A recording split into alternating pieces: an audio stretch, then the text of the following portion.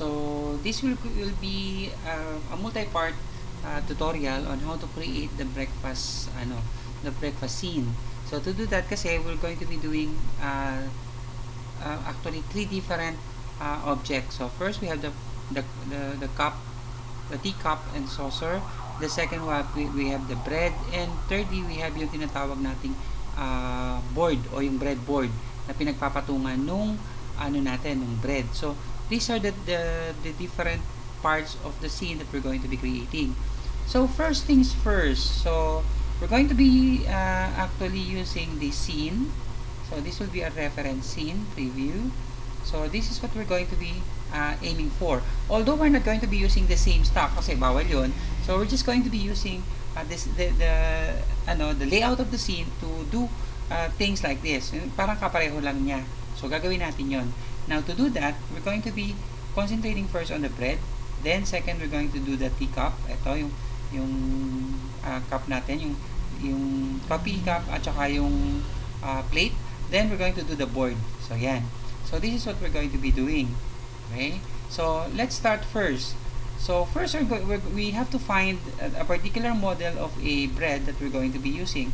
So I found out that this is a better choice na gagamitin natin as a reference image.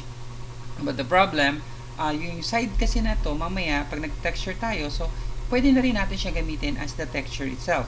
Ang problema lang, yung side ng bread, wala tayo. Kasi yung pinaka-side na sa gilid mismo. Kasi yung front lang at saka yung back, the front and the back side almost the same na yan. Ang wala tayo, yung side mismo. So what I did is I looked for textures na po pwedeng gamitin.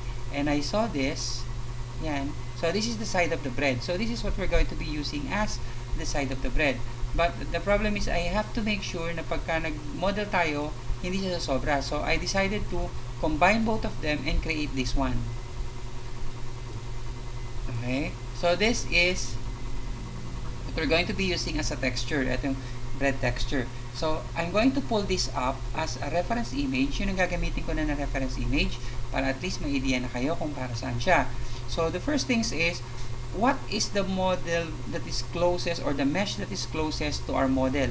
So ang model natin is rectangular in shape, medyo rounded lang siya pero rectangular siya. So the best na pwede natin gamitin is this, yung cube mesh natin.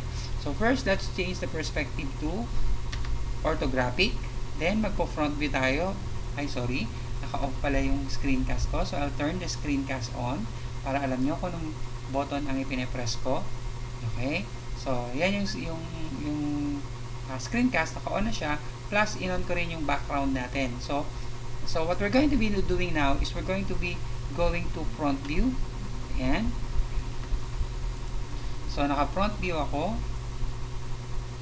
So, this will give us the view kung saan natin dapat makita yung natin, yung background. So, I'm going to bring up the reference image by clicking on background.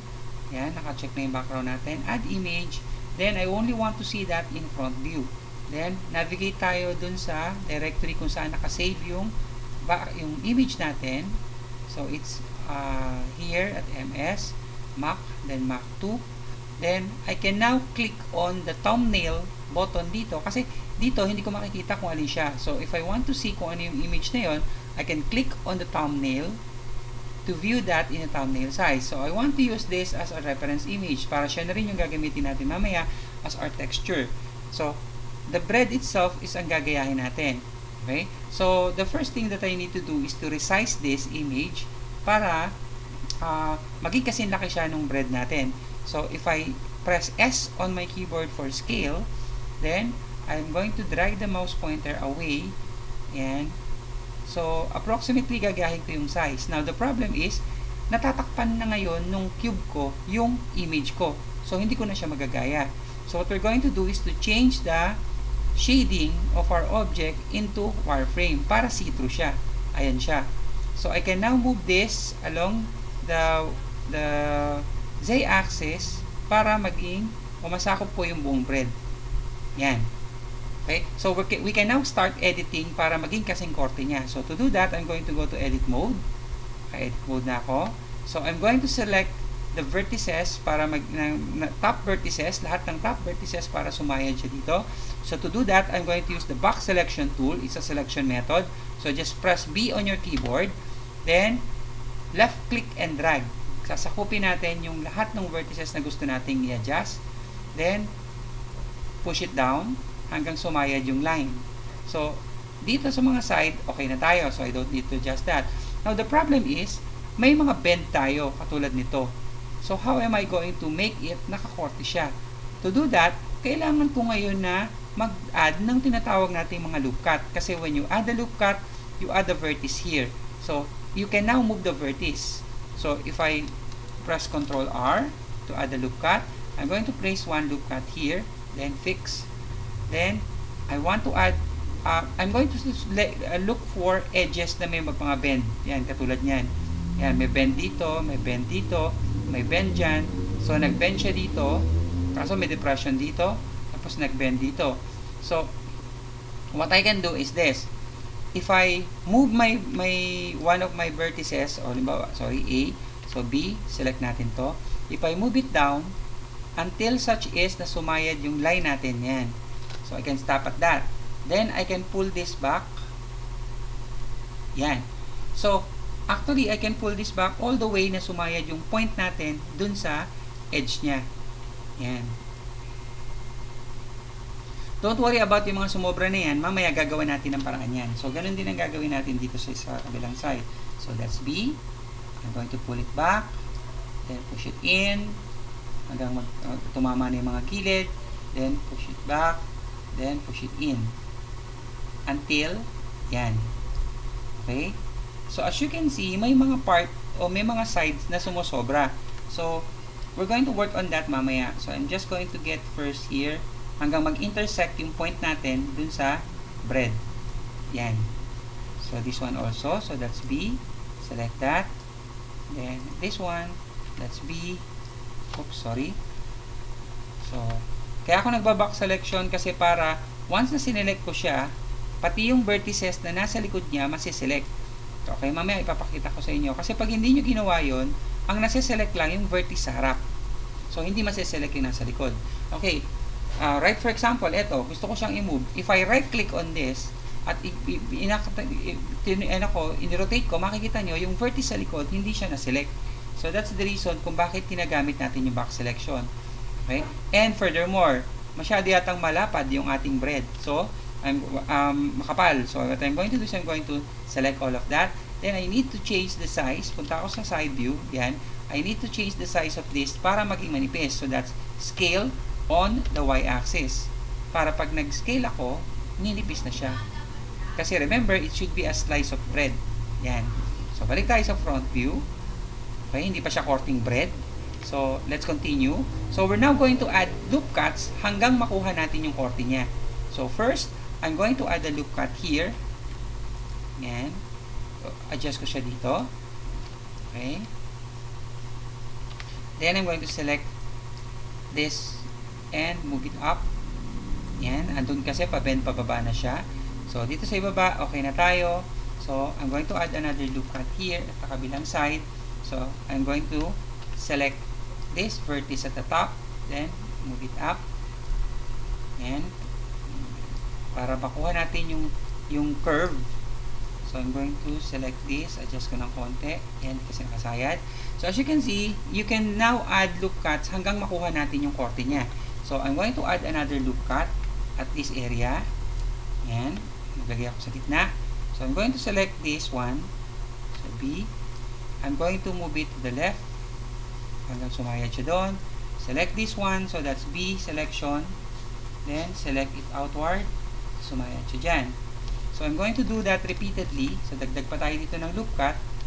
As much as possible, refrain from adding too much loop cut. Pero, you have to make sure na kahit papano, makukuha mo naman yung basic shape ng bread. Yan. By adding the loop cuts, makukuha natin yung basic shape. Now, mag-zoom in ako para mas makita natin yung details. Yan. So, I need to add one loop cut here. So, that's Ctrl R. Then, adjust ko siya pataas. Yan. Then, A to deselect all. B to select, sorry. So, that's, pagnahin ko muna ito. Lumalabas siya. So that's P to select this side. Then I'm going to pull it out. Yan. So ganun din dito sa kabila. So that's A to deselect, B to select this side. Then I'm going to pull it out. Then up. Then lubog natin ng konti ito. Yan. Just to get the approximate shape. Okay, hindi naman kailangan katulad na katulad. Now, I want to add another loop cut here. Yan. Place. Then I'm going to drag it over here. Kasi may bend tayo dito. So I'm going to select loop cuts here and drag it outward at that area. Then dito sa kabila. Then I'm going to drag it downward at that area. Yan. I'm going to add another loop cut. So the loop cut will be placed at this area. Yan. Now, I'm going to select these vertices and drag it inward hanggang mapunta siya doon sa gilid na yon. Yan. So, adjust ko to. So, that's B. Select. Layo ko siya ng konti just to make it na naka-curve. So, ganun din ang gagawin natin dito sa kabilang side. So, that's B. Select this area. Drag it inwards. Yan. So, A selection, B selection, then drag it natin palabas. So, I need one more loop cut dito. Yan. So, what I'm going to do is I'm going to select this area. Then, I'm going to drag it out. Then, pupunta dito. And in. Okay. So, goes the same dito sa kabila. So, drag natin siya palabas. Okay. So, adjust tayo. So, we need to add one more loop cut here. Drag natin ng konti papunta dito. Then, that's A to deselect, B to select. Then, I'm going to pull it downwards. Going to this direction. Ayan. Then, I'm going to add one more loop cut here. Then, that's B. Drag it up. And going to the right. Drag it down. So, I can add one more loop cut dito. Ayan. So, that's B. Select dito. Up. So, dito naman. So, that's B. Select. Then, out. Okay. Dito, add tayo ng isa pa. Control R. Just para maging even lang.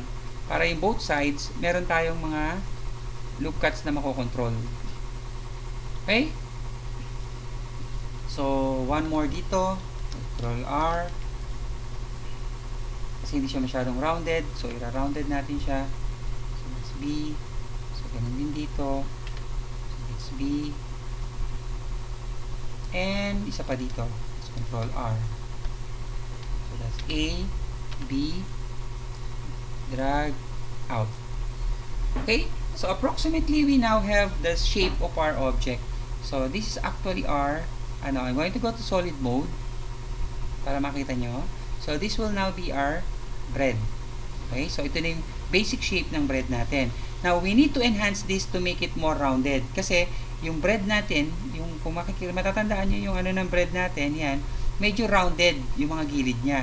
Sa ngayon, yung model natin, kung makikita nyo, hindi siya rounded. So, to do that, I'm going to select all of it. Then, I'm going to go to my property window. Select natin yung modifier. So, this is used to enhance your model. So, I'm going to add a model and I'm going to just select subsurf or subdivision surface. So, what it does is, it rounds the corner of your object. Now, dito, meron tayo dito, ito sa modifier natin, meron tayo dito yung wrap around.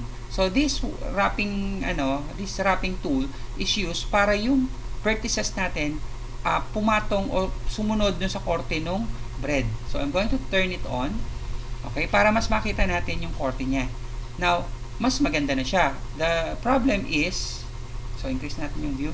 The problem is, pag ni-rotate ko, makikita nyo, pati yung side niya rounded. Dapat, ang rounded lang, yung ganito niya. Yan, yung mga side na yan. Pero dapat, pag naka-side view ako, dapat flat siya, yung gilid. So, para maging flat yan, so that's 3. Okay? So, to make it flat, what I'm going to do is I'm going to add a loop cut at the center. Yan. So, left click to place. Then, I'm going to drag it at the right. Okay, hanggang sagad siya. Then, isang loop cut pa uli at the center and drag it to the left. So, by doing that, nagdagdag ako ngayon o naging flat ngayon yung gilid niya. Yan. So, mas flat na ngayon yung gilid. So, this will now be my bread. Okay? So, nagawa ko na ngayon yung shape ko. Okay? So, the next step is to create or to apply the texture. So, to apply the texture, imagine this as a candy. Para malagyan ko siya ng balat, kailangan ko siyang, para mai-map ko yung balat o mai-wrap ko yung texture sa kanya, kailangan may paparisan tayo. So, ang paparisan natin, yung balat mismo ng object natin. Now, in order for us to get the texture or the skin of our object, we need to split this into area. So, to do that, parang damit, kailangan natin siyang tastasin. So, I'm going to select vertices around. So, for example, this one. So, by pressing Alt, then right-clicking on a line, I can select the entire area. Pwedeng mano-mano, isa-isa. Yan. So, press mo yung Shift, then i-click mo isa-isa, which will take time. So, para hindi matagal, I'm just going to press Alt, then right-click on the line that I want to select. Yan. Yung paikot na yan. That means, pag tinastas ko siya, dito ko siya gustong putulin. So, I'm going to tell Blender, let's mesh, edge, and mark seam. So, parang katulad sa damit, this will be the area kung saan pwede niyang tastasin o pwede niyang hatiin yung object ko. So, that's, again, edge, then mark seam. Okay? Pero dapat, cut din siya. So, I'm going to select this area. Yan. Okay, sa line selection tayo. I'm going to select this area and mesh, then that's edge and mark seam. Now, bakit ko siya nilagyan dito? Kaya nga, sabi ko sa inyo, imagine niyo siya, babalatan ko siya. So, tatastasin ko siya dito para mabuo siya. O ito, isang diretsong magiging buo. Mamaya makikita nyo, i-ano natin, i-display natin. Okay, prepared na yung object natin for texturing. So, what I'm going to do is I'm going to go to compositing. This is where we apply texture. Okay, dito tayo nag-a-apply ng texture. Now, this is the UV map window. So, dito natin inilalagay o i-match yung texture ng object natin with the texture na pipiliin natin. So, right now, magpo-front view ako dito sa 3D window natin. So, orthographics. So, ito yung UV window natin. Now, dito sa UV window, I'm going to click on open. I'm going to select the image na gagamitin natin as a reference image. So, that's MS, Mach 2, then again, thumbnail. So, I'm going to be using this one. Sabi ko nga, yung reference image natin, yun na rin yung magiging skin texture natin. So, I'm going to ask Blender now to unwrap this and put it here. So, to do that, I'm going to select all of this. One. So, that's mesh. Then, I'm going to go to UV unwrap, unwrap. So, as you can see, in-unwrap na siya ngayon. So, this is actually Control L to select all of it. Then, I'm going to grab it and drag it upward. So, this is now the texture of our side. And this is our texture of our bread. So, that's B. Select it. Sorry. So, that's grab. Put it at the center. Ito yung isang side. So, that's B. L. So, grab it. Put it here. Now, kaso baliktad. So, what I'm going to do is I'm going to flip this the other way around. So, yun. Scale on X by -1 para mag-flip siya. Now, the reason is, kailangan po kasi silang pagpantayin. Yan. Kailangan pareho sila. Yan. So, that's P. Select ko sila lahat. So, scale. Okay. Temporary lang naman yung scaling natin kasi we need to import now the bread texture. Yan. So, what I'm going to do is I'm going to scale this up to the size ng bread natin. Yan. So, that's scale on Y. Okay. Then, scale on X. Now, I'm going to move the vertices at the side para mag-match siya dito sa gilid ng bread. So, to do that, I have to make sure that all the sides, all the vertices are equal. So, select ko muna uli lahat. So, that's B. Select Control L to select all. Then scale natin palaki. Yan. Now, I'm going to move the vertices para mag-match. So, like this vertex, gagrab ko siya. So, that's B. Select these two vertices, then grab it. Put it here, somewhere here, para pantay sila. Then, these vertices also. So, that's B. Yan, grab it. Lagay natin dito. Now, the reason kung bakit ko ito ina-adjust is I need to make sure na pag minove ko siya, pareho yung front at saka yung back image natin. So, I'm adjusting it para mag-match. Ayan. So, that's B. Select natin to. Then, that's grab. Adjust natin. Okay? Now, I'm going to show you kung bakit. So, I need to select this and grab it and move it here. Ayan. So, this is also the same as this one. So, that's B. Select natin yan. Grab it. Lagay natin dyan. So, yung iba naman, match na eh. You know? So, meron lang talaga mga part na hindi nag-match katulad nito. So, B. Select natin. Grab. Lagay natin sa kanya. Then, what I'm going to do is now, I'm going to move the selection vertices. So, that's B. And drag it downward. Yan. Para mag-match dun sa edge ng ano natin, ng bread. So, that's grab. Yan, just make sure na hindi siya masyadong lalagpas. Okay lang kahit magpas kasi yung background naman natin na text o na image, ganun din. Same pa rin naman siya. So, we're going to move it and again, match it with the with the selected image. And pinag-iisa ko sila para madaling i-move. So, grab. So, this one. So, I'm going to select this and grab it. Put it with this one. So, that's B. Select it and grab it and put it on top. Then, this also, pagsasamahin natin. So, that's grab. Dito. Then, B. Select. Grab and put it down. Ayan. So, I think I need to move also this area. So, move ko rin to. So, that's grab. Yan. So, that's P. Grab. Baba lang natin siya. Yan. So, this side. So, ganun din. So, you need to just move it. So, just make sure na magiging pare-pareho ang sides natin. So, grab this. Put it here. Grab it. Then, move it here. So, these two. So, that's B. Grab and down. So, B, grab, and down. So, this also is B, grab, and so, naselect ko siya. So, that's grab, down. So, this also is B, grab, down. This one. So, that's B, grab, down. These two. So, pagtatapat, papantayin ko muna. So, B, grab up, then B, select natin lahat, grab down. So, medyo i-adjust natin to. So, let's grab. Yan. So, ganun din dito. So, that's B, select all, grab, then B, grab, down. So, dito sa the rest, pwede namang adjust na lang natin siya. So, halos magkapareho naman na. So, grab, down. So, that's B, grab, down.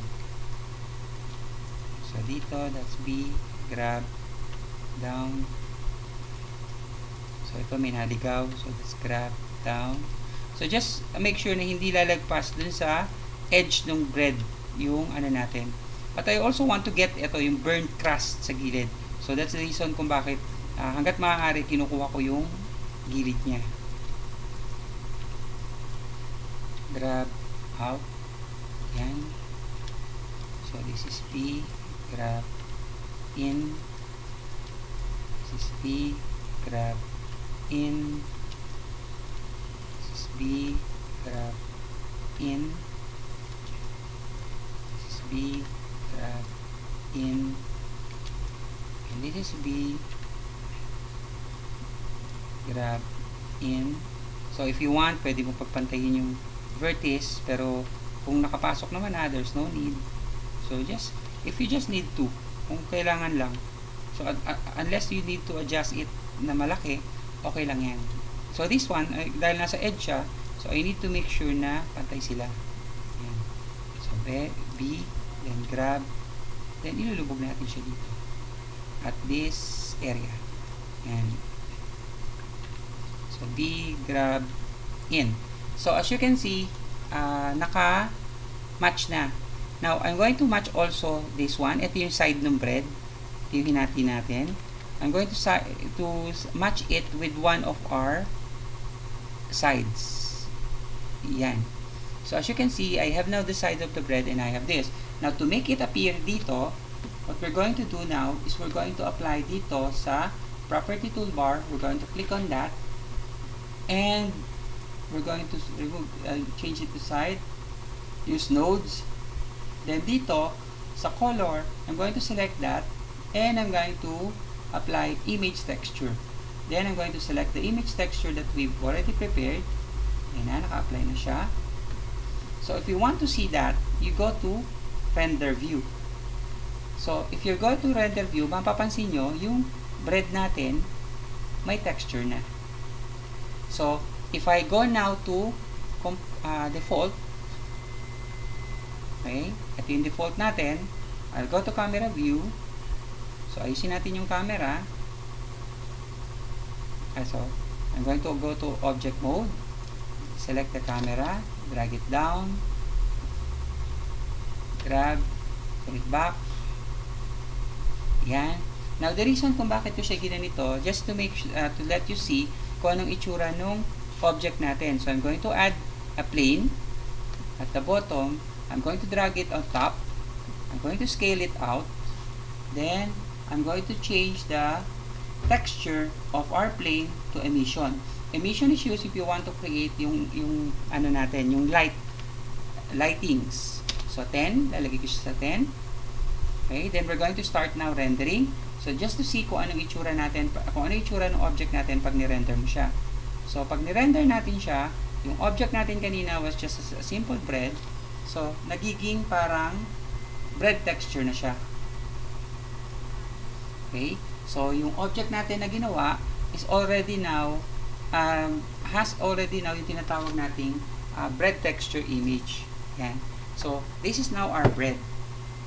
So, ito ngayon yung magiging bread natin. So, medyo hindi pa siya tapos. So, I need to still adjust a little bit more sa sides niya. But, technically speaking, ayan na yung bread natin. So, we've already created the bread itself.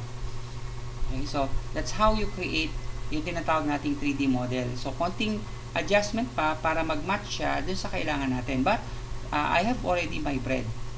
Okay? So, that's how you perform the first task of creating a bread.